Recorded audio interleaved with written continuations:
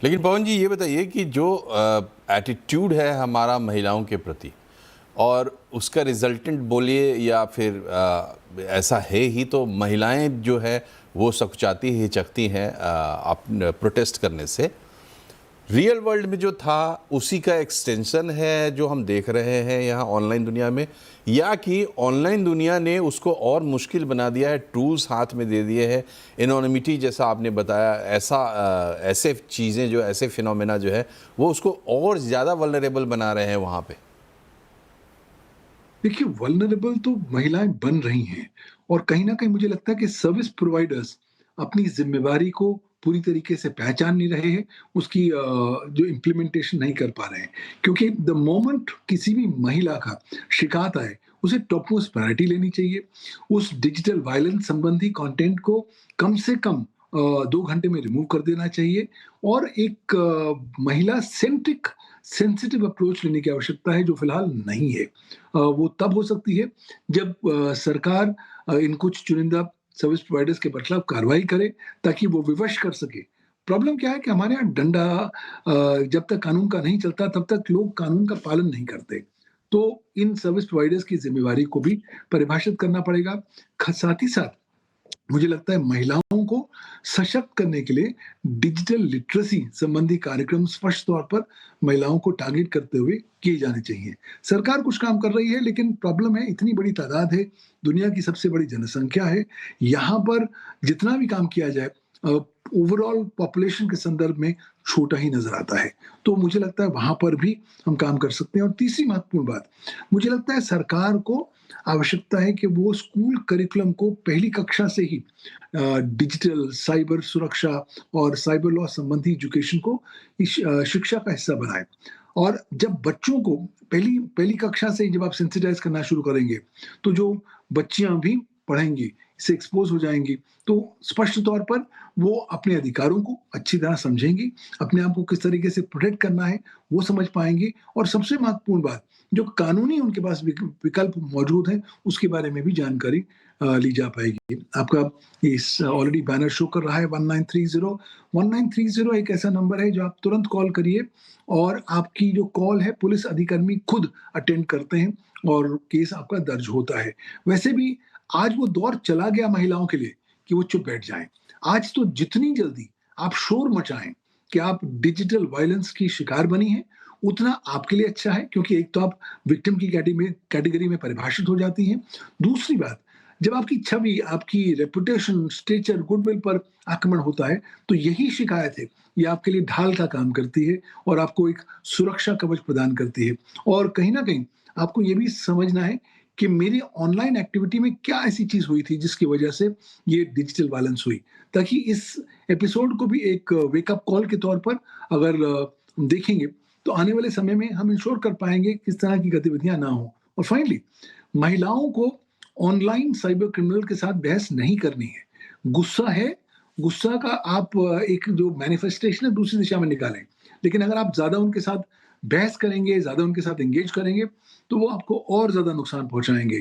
तो इसलिए जो विकल्प हैं उनके बारे में जानकारी समझें और अल्टीमेटली समझिए कि आपका जीवन किसी एक डिजिटल वायलेंस के इंसिडेंट से ही पूरी जीवन नष्ट नहीं होता।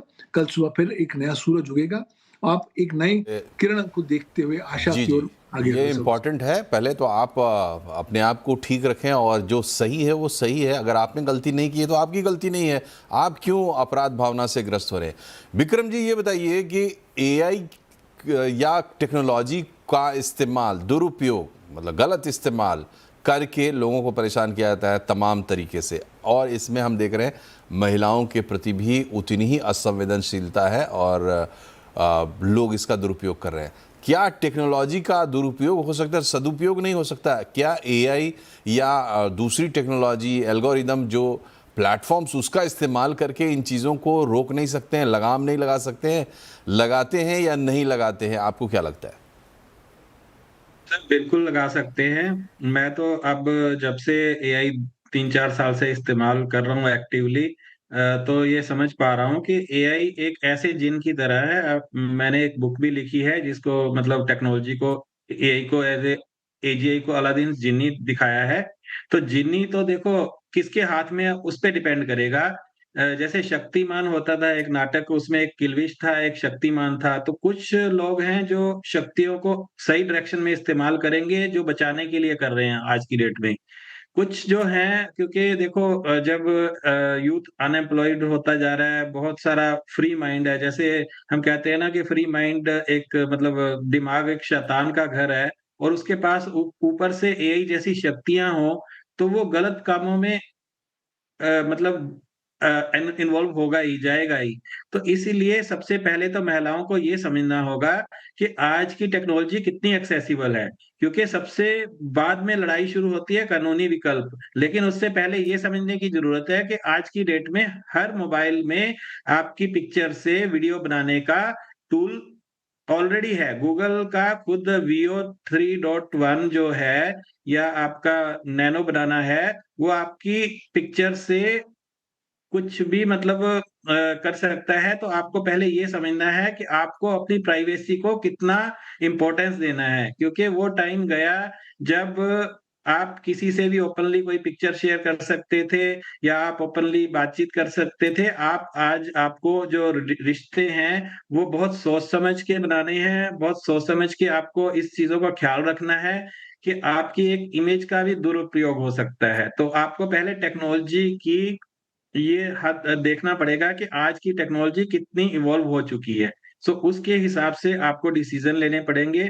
आपको एआई से बचने के लिए कम से कम एक्सपोज़र अपना रखना पड़ेगा सोशल मीडिया पे और अपने मतलब जो पास वाले लोग हैं, जो क्लोज़ रिलेटिव्स हैं, उनको भी समझाना पड़ेगा कि हमारी पिक्चर्स को कहीं पे भी हमारी इजाज़त के बिना शेयर आप ना देखिए, किया जाए। टेक्नोलॉजी का क्योंकि विकास होता है तो वो दोनों दिशाओं में जा सकता है। और बहुत ही स्पष्ट है कि जितनी गंभीरता से जो अपराधी हैं वो इसका इस्तेमाल कर रहे हैं लोगों के खिलाफ, उतनी गंभीरता से बचाव के उपाय नहीं किए जा रहे हैं, ना तो प्लेटफॉर्म्स की तरफ से, ना हमारे जो लीगल फ्रेमवर्क है उसमें ऐसे स्पेसिफिक प्रोविजंस हैं या इफ़ेक्टिव प्रोविजंस हैं, ना ही उसको इम्प्लीमेंट करने वाले लोग। तो कमज़ोरी इस साइड से है।